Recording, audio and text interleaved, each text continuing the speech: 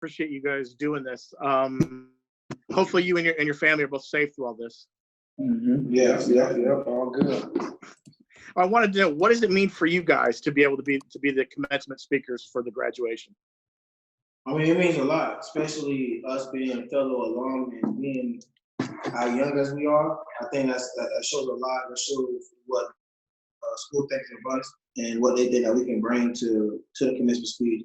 I mean, it's a tremendous honor. I would never thought I would do a commencement speech right now, but we're truly blessed to be able to come back to UCF and be able to give them something that's on our heart, that's on our minds, that can be helpful for them. I feel like the best thing about it, it makes you feel good about the things that you have been doing, on and off the field.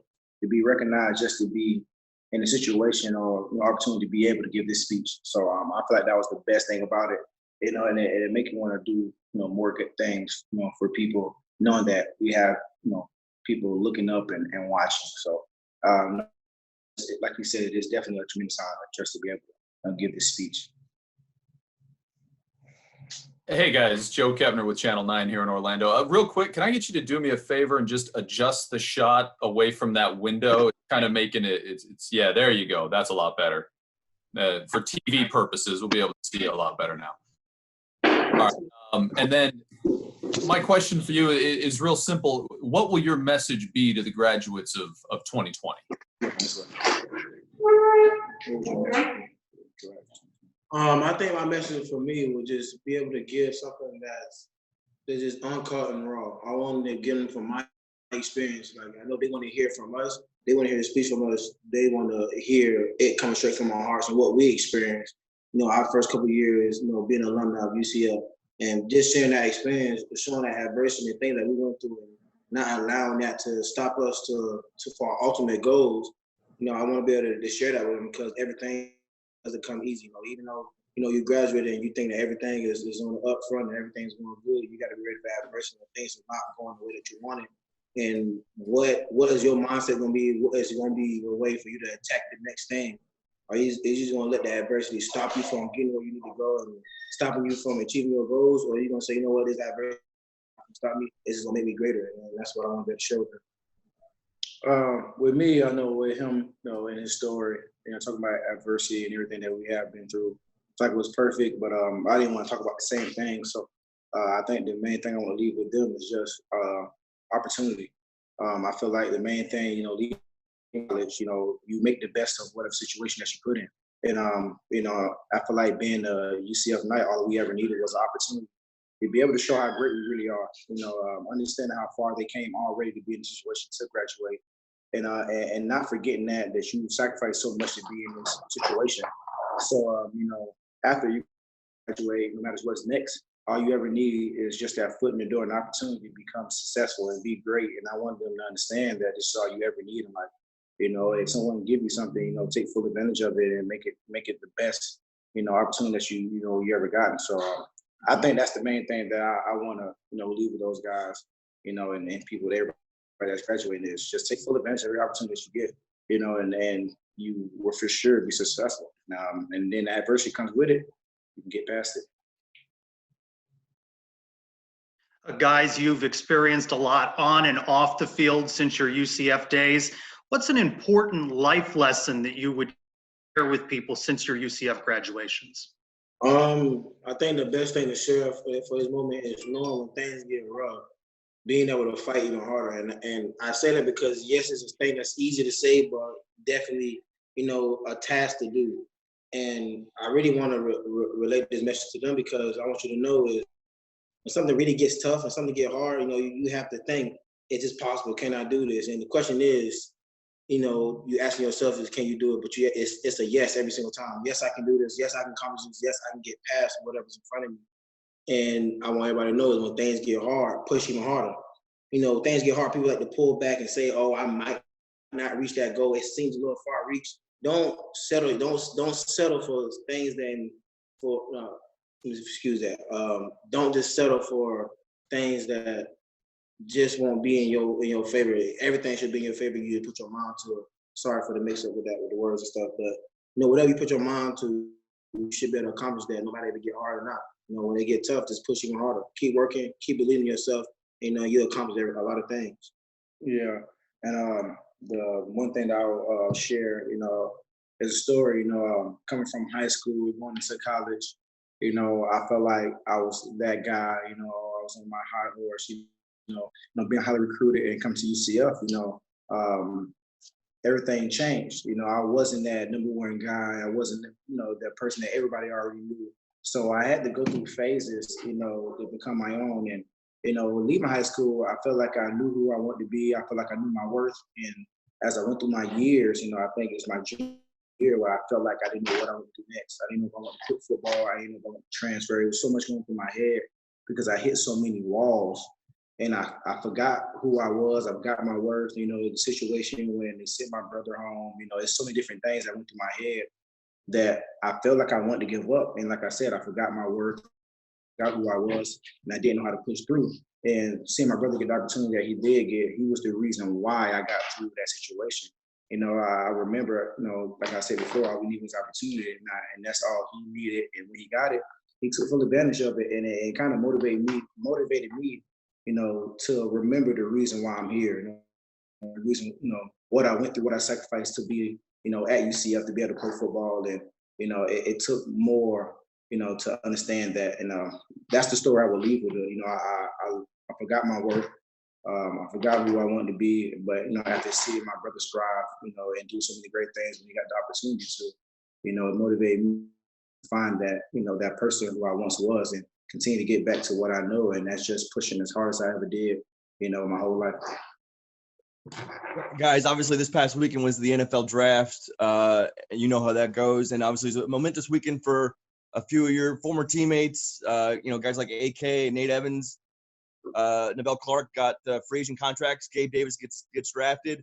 What was the best piece of advice that you got as a rookie when you entered the NFL that helped you, maybe progress to where you are now? The main advice I got was early on, don't, solely focus on the draft. The draft can go either way. And I guys kind of understand that, some came in thinking they would get drafted higher than what they got drafted, or, most of them thought they would get drafted. But the advice that I got going into that, I give two different parts.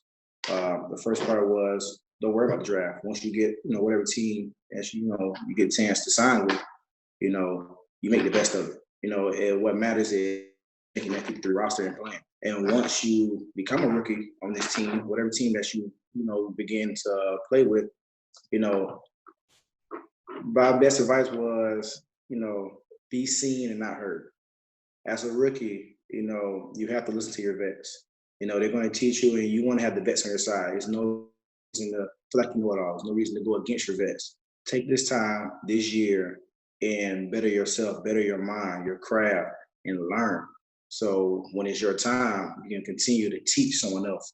So the best advice was actually from Richard Sherman was, be seen and not heard. Your time is coming. And I got that advice, so I'll probably say the same thing.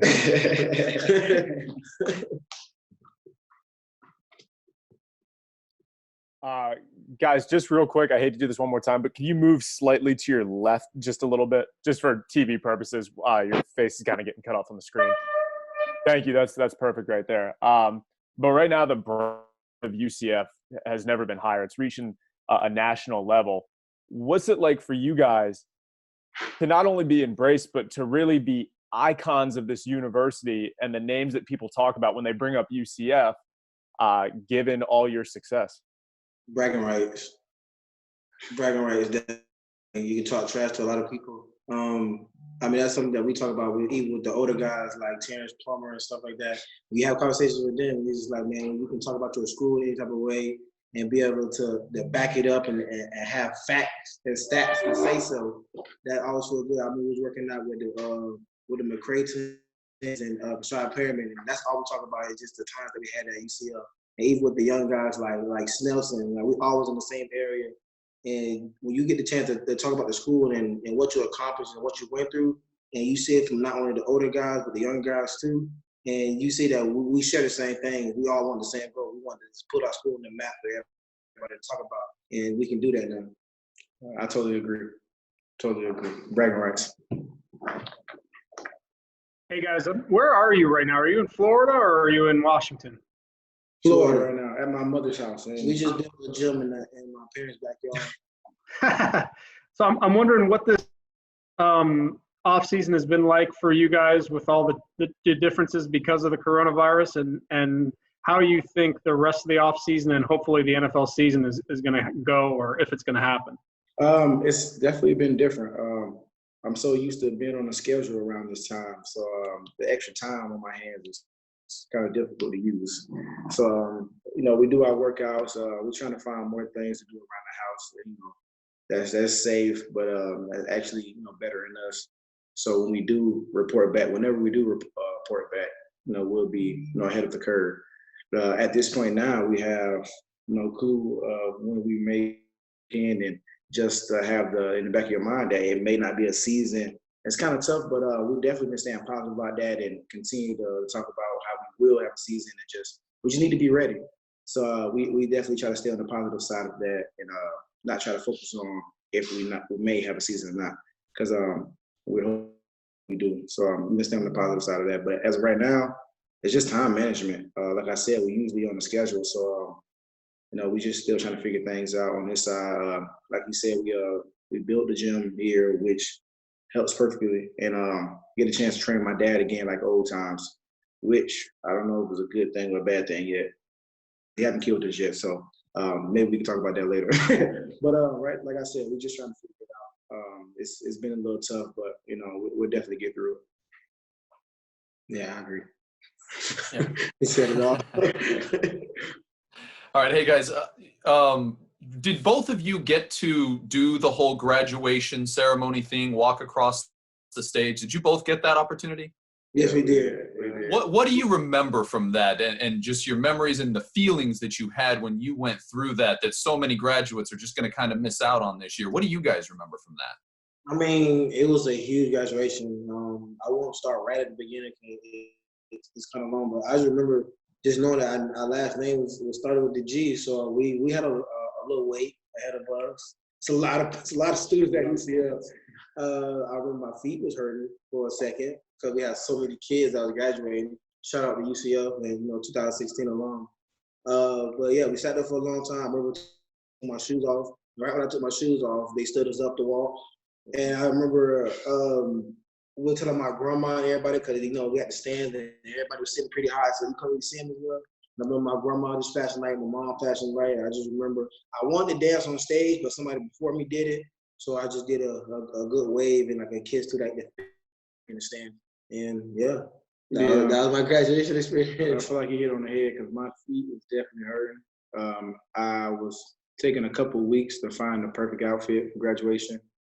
The clothes was good, and I ordered some shoes, and they came too small, and it was last minute, so I had to toughen it out. And when I say my toes was really like just bent up in my shoe for hours. Besides that, the graduation was incredible, but my toes, it took a beating that night. So, and I also remember my mom crying a lot. That's a lot of crying. That's normal. Yeah, but that was my graduation. No, but it was fun to be able to walk across that stage and see the family and seeing all your friends and all the guys you came in with. So it was an experience. I mean, obviously with the sensitive topic and what's going on right now, unfortunately some of the graduates won't be able to experience some of that, but Be with family. definitely be with family. So that's always the important thing. You still graduate. Yeah. Hey guys, I don't know if obviously you've dealt with the media a lot, but public speaking can be a tough thing for a lot of people. Have you watched any commencement speeches or any speeches given leading up to this or practiced much at all? So we started with Barack Obama. That was a tough start. That wasn't a while ago. So we went to JJ Watt. JJ Watt made me feel a lot more comfortable about speaking. I seen how he started off with the jokes and stuff. It kind of broke the ice a little bit. So that was like, that's kind of my style. Kind of say a joke, kind of break the ice a little bit and be able to speak. So, we watched JJ Watt, we watched Denzel Washington, I watched, what was it? I can't remember his name. Somebody talking about Barack Obama was definitely a little hard. I don't think we was trying to top that one. So we watched that for a minute, but we had this. We had several different species we could choose from. We just kind of put different pieces about how we want to do our. Will you borrow any phrases from Coach Carroll or any of your other coaches through the years that you'll work into your speech? I may use one from Coach Frost when we always say attack the day. You know, attack the day, don't let that day attack you. So I mean that's something that I still use to this day. You know, you got every opportunity to go for the day and, you know, take full advantage of it, or let the day take advantage of you, and then next you know that's the day that you want to enjoy. I'm gonna speak completely from the heart. Whatever comes first. You know, I wanted to be truly authentic, and I think doing that, I feel like more of the students will be able to relate to what's going on, what's happening. If I just be truly honest and authentic and let them know exactly what I've been through and what's going on. And, you know, I just want to be able to relate and feel exactly what I'm saying. So if some phrases come out, then it will. Guys, just having this opportunity to speak at UCF's graduation ceremony virtually, have you given some thought to just looking back on the last, 7, 8 years and how far both of you guys have come, looking back to 2012, 2013, you guys are committing and freshman season, and just how far you've grown just as adults in that time? Oh, man. So night and day for me. Yeah. I mean, it was a total difference when I first got there to now. I can say it's definitely 9 days. It's not even close. But there's one path I would say I would not change up. I mean, everything happened for a reason. So, everything I've been through, from the positive to, the adversity a part of, the last 7 years has been one amazing experience. And I think it's shaped me to be a great guy I am today. Yeah, and it's cool that you said that, because I think my mom, like 2 days ago, asked me, I think was actually looking for a house here in Florida, trying to purchase our first house together. And we were around through the neighborhood, some nice houses and stuff. And I remember my mom randomly asking, did you ever think you would be here? And it was just random. And I told her I honestly did not think so. And, like I said before, hitting the wall my junior year, so much that was happening. I just never would have thought. So everything, literally, I don't think it even hit me yet. It hasn't hit me yet, just to know where we at. I feel like it's so much more we want to accomplish. But, man, I never would have thought. Coming from, class 2013 to now, yeah, it was in the air for that one. I definitely did not know we'll be here today. So, like I said, it's been truly a blessing. It's an honor when every time I get an opportunity to do anything, which helps other people. So, yeah, it's been amazing. Hey guys, you kind of talked about the offseason a little bit here. What sort of communication, or how often are you getting any communication from the league or your team or your agents about when they might be able to relax some and get things started back up again? Have they told you anything about that? I mean, we've been communicating well. I mean, it's still up in the air. That we were able to communicate with our agent back and forth about, working out wise and how to be able to take care of yourself and not just full-fledged, go full workout mode and not know when you will return back and kill your bodies. We talk to the players all the time. We have group, we FaceTimes, and now that, we're starting to have like more virtual meetings and stuff. So we into football, but now instead of the physical aspect, it's all mental now. So it's like, it's going to come down to the team who stay more mentally focused and learning the plays and going through the bases. And when it's time to play again, you know exactly what to do and how to do it. So I think it's just, just staying mentally focused. It's going to be this whole offseason, not knowing we're going to come back. So you got to stay dialed in, and we don't know how long you got to stay dialed in, but just don't lose them. Yeah, the main thing is the league, NFLPA, no one is contacting anybody about when we may return. So I feel like that's the scariest part of it, because you really just don't know. So, are you working enough? Are you working too much? Those the type of questions that I have, in my head, where I don't want to do too much, but I definitely want to make sure I'm ahead of the curve when I come back. So it's just tough. And I feel like if we would have came back already, what's the schedule? What's the next 9 weeks? So I got everything down when I need to live, when I should be watching film, when I should be hitting the field. I got everything broken down, so I'm not doing too much or I'm not doing too little. But that's another part of, like he said, you just got to stay focused on that. How long can I stay doing that without no one standing on top of me, make sure I'm doing it, make sure I'm on time, make sure, I'm doing everything I need to do to be ready for whenever we may come back. So the focus part is the it's the biggest deal right now. Today was the first official day. We all, did actually the meetings with the whole team. We came back, we all, spoke for the last couple hours. So this is the first day, so we'll do that normally now. But it's having no information on when we may return. So We'll find out. It's tough. We'll find out. So it's in the air right now. I appreciate you Good guys. seeing y'all. Thank you guys. Thank you. Thanks, guys. Thanks, guys.